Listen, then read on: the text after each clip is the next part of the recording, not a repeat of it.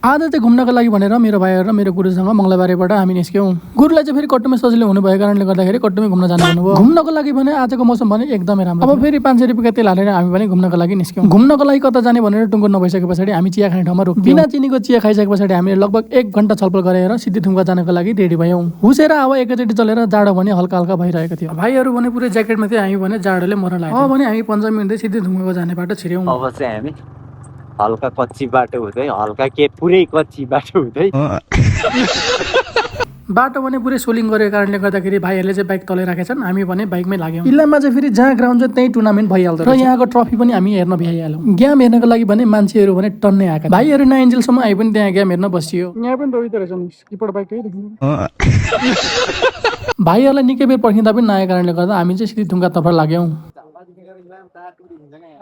सरले त पिसा पनि फेर्नु भयो क्या हो, मुनि त चुइरहेछ त हो त्यहाँ मुनि।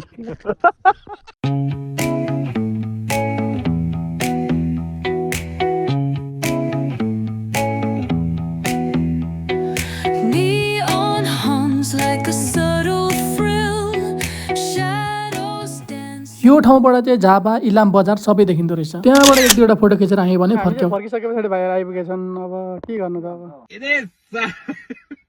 अब यत्रो टाढा आएर फेरि एकछिन गेम हेरौँ भनेर एकछिन गेम हेर्न बसियो।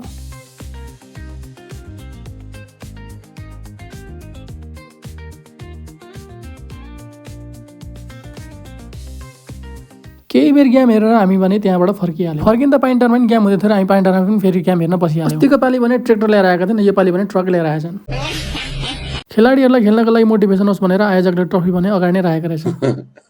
मेरो चाहिँ दाहिने खुट्टा इन्जुर भएको कारणले गर्दाखेरि आज चाहिँ म गोल खेलिनँ। लगभग आधा घन्टा गेम हेरेर हामी चाहिँ त्यहाँबाट फर्किहाल्यौँ। भन्दै आजको मेरो मिनी ब्लग यति नै रह्यो।